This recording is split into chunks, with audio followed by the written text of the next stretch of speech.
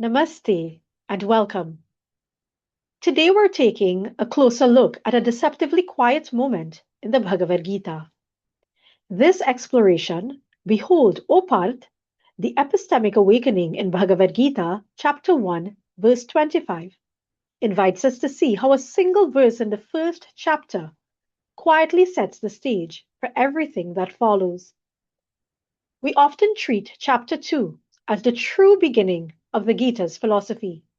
But Krishna's pedagogy, the way he actually begins teaching, starts earlier in 1:25. That's the verse where the shift happens, where Arjuna's vision is deliberately redirected, and where the groundwork for the Gita's entire teaching architecture is laid. Chapter 1 of the Gita is almost always treated as a warm-up act, a dramatic prelude before the real teaching allegedly begins. Traditional commentators frame it as purification. Modern scholars frame it as narrative setup. But when we reduce chapter 1 to background, we miss something important. How does the Gita actually begin the act of teaching? Arjuna's collapse is not just emotional turmoil. It is a structured, cognitive event, a deliberate unraveling of perception, memory, inference, and discernment. And Krishna is not a passive witness to that collapse. He is the architect of it. Chapter 1 is therefore not a prelude at all. It is the Gita's pedagogical engine, the place where learning is intentionally activated, where Arjuna's worldview is destabilized, and where the conditions for knowledge are created. If we overlook chapter 1, we overlook the very architecture of how the Gita teaches. To understand that beginning, we need two epistemic frameworks. Vedantic Pramana theory helps us to see how knowledge arises, collapses, and transitions. Modern learning theory helps us to see how disruption opens the door to deeper understanding. When we bring these together, a new picture emerges. Bhagavad Gītā 1:25 is not just a battlefield instruction. It is a knowledge gap activation event, the moment where learning becomes possible. Krishna positions the chariot directly before Bhishma and Drona, the people who embody Arjuna's deepest bonds of affection, reverence, and duty. Then he says, "Behold, O Pārtha, all the Kurus assembled here." Arjuna had asked for a tactical survey of the enemy. Krishna gives him something entirely different, a confrontation with his own world, teachers, elders, relatives, the entire network of relationships that define his identity. And this is why perception becomes pedagogy. Seeing is no longer neutral. It forces Arjuna to face the gap between what he believes about dharma and what he now sees on the field. Those he loves standing as those he must fight. That small but significant rupture is what starts to open Arjuna's inner framework for true understanding. The verb pashya doesn't simply mean to look. It means to behold, to perceive, to understand. In Upanishadic contexts, it marks moments where seeing becomes knowing. The imperative form creates a cognitive jolt. Krishna is not changing Arjuna's location. He is changing his mode of seeing. He shifts Arjuna from scanning the battlefield to confronting the meaning of what he sees. And that shift destabilizes everything Arjuna thought he understood. Kurukshetra is Dharmakshetra, a ritual ethical space. By placing the chariot between the armies, Krishna puts Arjuna in a liminal zone. And by positioning him before Bhishma and Drona, he collapses Arjuna's roles of student, nephew, warrior, all at once. Space becomes part of the teaching method. External liminality triggers internal liminality, and Arjuna is forced to see not just the battlefield, but himself, his identities, his attachments, his assumptions, all in conflict with each other. Arjuna's collapse follows the Vedantic Pramana sequence precisely. Perception destabilizes him. What he sees contradicts what he believes. Memory then floods in. His childhood, loyalties, affection. Inference becomes unstable, and he reasons towards social collapse. Discernment dissolves, and he is unable to distinguish compassion from avoidance. And only then does readiness for Shabda emerge. This isn't chaos, but a structured epistemic unraveling and the deliberate dismantling of a worldview. In learning theory, a knowledge gap emerges the moment a person's perception can no longer be reconciled with their existing beliefs. Arjuna's collapse is a textbook example of this phenomenon.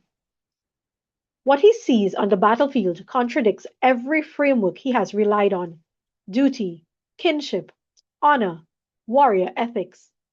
And this contradiction produces cognitive exhaustion. His interpretive machinery simply cannot process the situation. And when cognition reaches its limit, epistemic humility arises, not as an emotional breakdown, but as a structural recognition that my current resources are insufficient.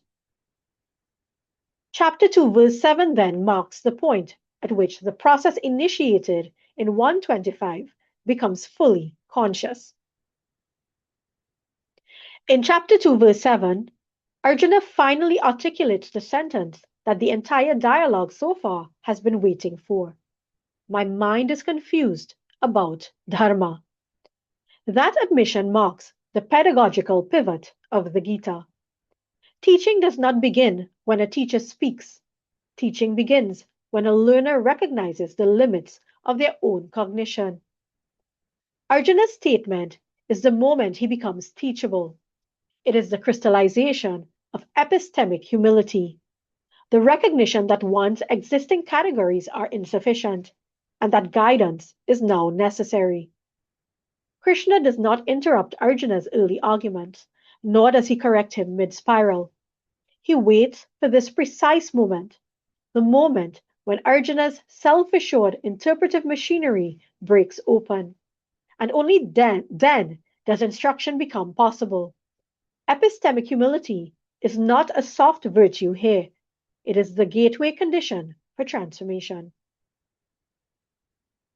Modern learning theory helps illuminate why Krishna's strategy in 125 works so effectively.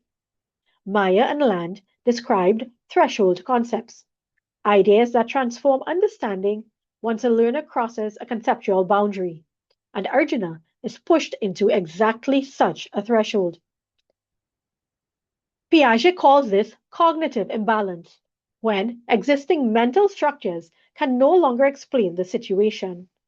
Arjuna's reasoning collapses because his frameworks cannot hold what he sees. Vygotsky emphasizes guided reconstruction. The teacher helps rebuild meaning only after the learner recognizes the limits of their current understanding, and Krishna waits for that moment. Knight describes knowledge gap activation, that learning begins when a person realizes that what they thought they knew is insufficient. That is precisely what 125 triggers. Ulamdar and Aitash highlight epistemic readiness, where the learner becomes open to instruction only after acknowledging cognitive limitation. Arjuna's admission in 2.7 is the textbook example, and the Gita models all of these centuries before they were theorized. Now, across world traditions, we see a strikingly similar teaching strategy, that transformation begins when certainty breaks.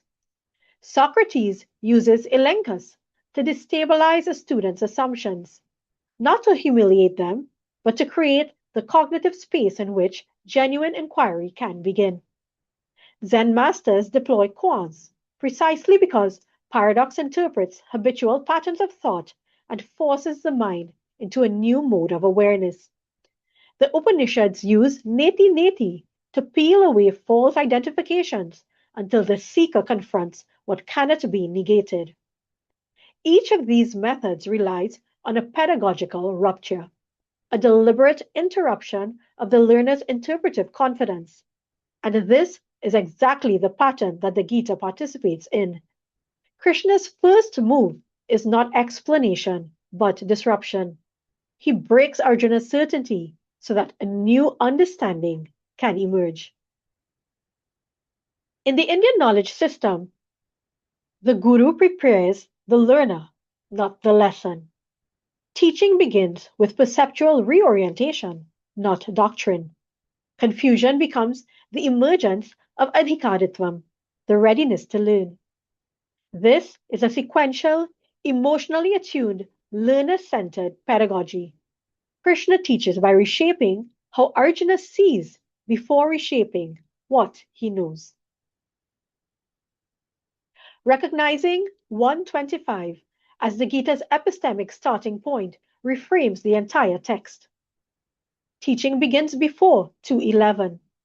It begins with disruption, confusion, inquiry, and finally, knowledge. The Gita teaches through reorientation, not exposition.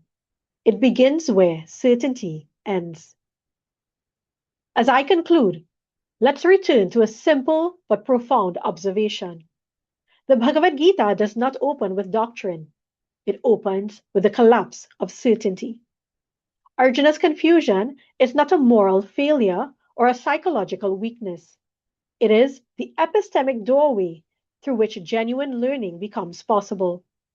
All of us, whether we teach or learn, encounter moments where our established frameworks falter, when what we thought we understood no longer aligns with what we perceive.